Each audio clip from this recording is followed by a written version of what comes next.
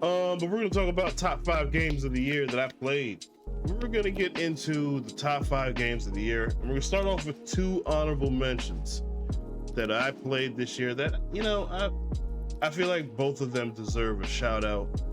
One because one of them actually did come out here in 2025, and the other one's an older game, but I don't see a lot of people playing it. And I think if you are someone who's looking for something to play on many different platforms, it is on every platform I could think of possible.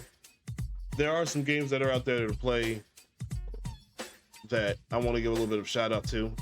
Starting over the honorable mentions, let's get into the first one. First one is the older game. That is Sifu.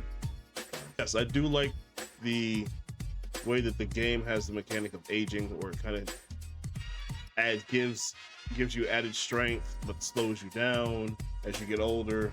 And as every time you die, you get older. It's just a nice, cool way to allow yourself to try to get good at the game, but also try to play the game over and over again to try to do better and become younger as you fight these insanely hard bosses. The game is insanely hard. I will say that right now.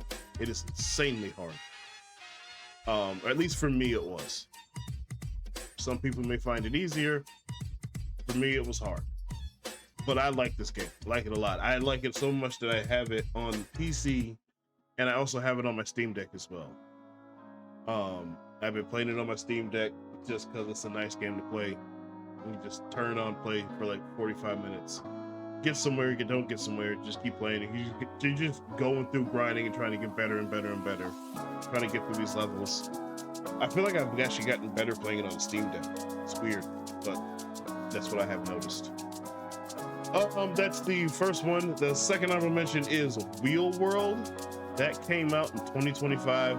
Game I found on Game Pass that a buddy of mine just told me about. And it's a very simple game. It's very simple. You're riding, put it like this, make it even simpler.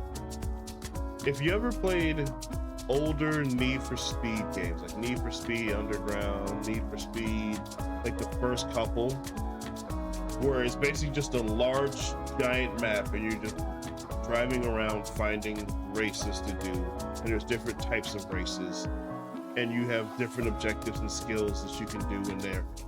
That is what this game is, but you're doing it on a bike. Simple as that. But it's like a cycling enthusiast style game, so you're not just gonna be able to just run around and just go full on like NOS, running into people in the walls and stuff like that. Like, no, you're gonna still need to actually brake and take turns appropriately and stuff like that. But you just ride around. It's in 2025. It is so refreshing to just turn on a game. Maybe it's just me as an old guy, but it's refreshing to turn on a game, pick the controller up, play for about 30 minutes. You don't really have to do anything, but I have things I can do, and I can just go do those things. I can get better at it because I am a competitive person. I like to do the things and be the best at what I can do and do the best I can. So turn it on, play it for like 45 to an hour, and then boom, knock it up. All right, so that is the honorable mentions. Let's get into the top 5, starting with number 5. Number 5 on my list is Metal Eden. Metal Eden, that game was a surprise to me. Didn't know anything about it, didn't hear anything about it, didn't know a thing when I played that game. Was told about it by a friend. The friend told me, hey, check this out. If you like old school Unreal Tournament and stuff like that, this might be a game for you. Tried the demo that came out on Steam before the game came out, and this game came out in late September of 2025. If you follow me on any of my channels, it's one of the more recent games that I've released. That game was chaotic fun. Futuristic Doom clone where you're just running around with different types of weapons and just punching and beating up everything, because you got to beat people up to get health. You got to use your special punches to get shields. You have shields, you have explosive, like you have all this different kinds of artillery and weapons and different skill sets and different things like that. First person shooter, like it's just chaotic fun. Story's there. I'll be honest with you, no one cares about the story. You're just running around for the chaotic fun. Zip line, zip around, wall running, just boom, boom, boom, blow up everything. Fun. If you want to play a game, you turn your brain off and just go chaotic fun, boom, that's it right there. And I believe the game's only like 10 hours. It has replayability. You can continue to do the things over and over and over again. It's fun. It's just fun. All right, that's number 5. Let's go to number 4.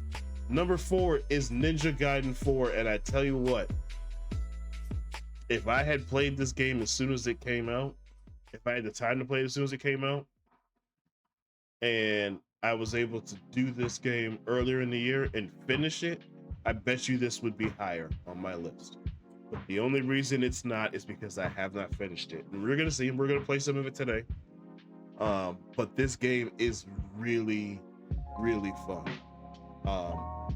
There's a story here. I'll be honest with you, this is my first Ninja Gaiden. I mean, I played the first one for like 15 minutes, got my butt kicked for a while, and then said, nah, I'm good on that.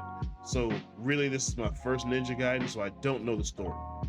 I don't know the story at all. I was told it doesn't really matter, so I don't even care. I am here for the combat, and the combat is fun, and it is keeping me here. The story is there. I'm kind of sort of paying attention because there's some elements there that kind of are interesting, but it's not enough for me to want to go back and try to know the story from earlier games. That doesn't mean I don't want to play the earlier games, because I kind of want to, if they're all in this kind of play style. If it's what I remember from the first game, I'm out from that. I don't want to play that. But if it's like the play style that I'm playing now, like if I can find like a remaster that's kind of like in this play style of this combat with this perfect dodge and this parry system that they have, that's what I would love to do. I'd love to go back and play this. But if it's not that, I don't want to play it. I have no interest. But again, this combat system is fantastic. The gore is too much, but it is awesome. Power fantasy, just not a Souls-like. Hard, but not as hard. I mean, just lock in a little bit, and you can beat these things. Again, but we're still very early in the game, and that's why it's only at 4 on my list. Number 3, this is gonna shock some people. Clair Obscur. Clair Obscur is number 3 on my list. It's the 3rd best game I played this year. I understand some people are gonna be like, how the heck can you say that Clair Obscur is the 3rd best game you played all year? It is the 3rd best game I played all year because I didn't finish it, and I have no desire to go back and finish it. It is too long for me. For me, it's too long.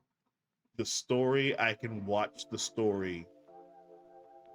I would prefer to watch the story of that game.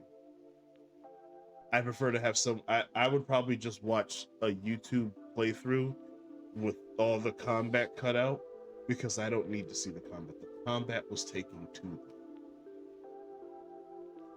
Now, I'm sure there's ways I could have sped that up, but for me, the combat would take too long at certain aspects. And the timing of the parries and the dodges, it wasn't that hard to get. Sometimes I'd be off, and then when I'm off, it was gonna take me too long to beat it. So I realized that I'm not gonna finish it. I dropped it. Not because it was a bad game. I just don't have the time to put into it. That's just for me. Now, that's with me saying this also. That game deserved to win Game of the Year, and it deserved to get all of the accolades and the awards that it got. That game is beautiful. That game is fantastic. That game is different. That game is new. That game is refreshing. It is all of the adverbs and all the English words that you could throw at it. It's all of them. But it's too long for me. So that's why it's only number 3 on my list. Number two, South of Midnight. And the only reason South of Midnight is not number one is because of what number one is. But South of Midnight, number 2 game of the year. Combat. I'm gonna start off with the negatives, and this is, I normally don't like to start off with the negative things, but I'm gonna say the negatives so I can get to the good stuff. The negatives were a little janky when it came to some of the platforming, a little janky in the combat. But that's about it. That's about it.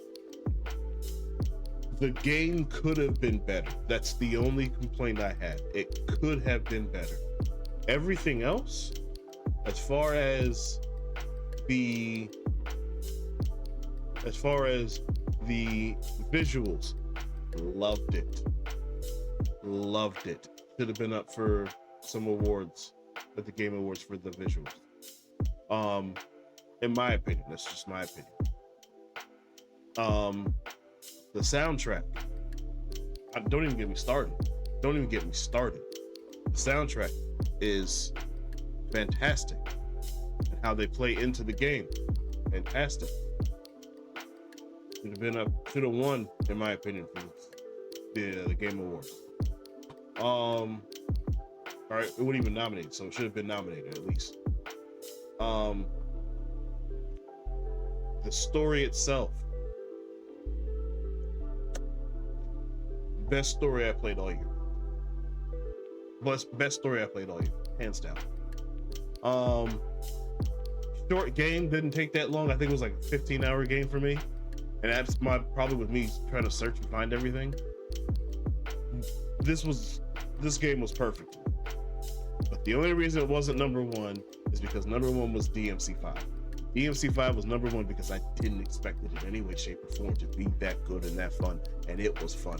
You talk about chaotic chaos, the same things I'm seeing in Ninja Gaiden, and you'll probably hear me say this while I'm playing Ninja Gaiden, but some of the things that I love, the chaotic craziness, all the just destruction and just over-the-top silliness that can happen in a game, and some of the stuff you see in like over-the-top like anime shows and movies that you see from back in the day. This is this game. DMC5 is all of the over-the-top action that you want in a video game, and it is all wrapped up in one package. I love that game. Loved it so much that I bought all of the other games because I want to know the story. I want to know everything about it. I want to know more about DMC, the DMC universe. I want to watch the shows now. And I don't even really care about the show. I heard it's not even really that good. I don't know. I don't care. I'm going to watch it. But that is what I am all the way in on DMC. That game, the best game I played all year. The best game. So that's my top 5. That's my top 5. You can say what you want about it. I don't care. That's my top 5.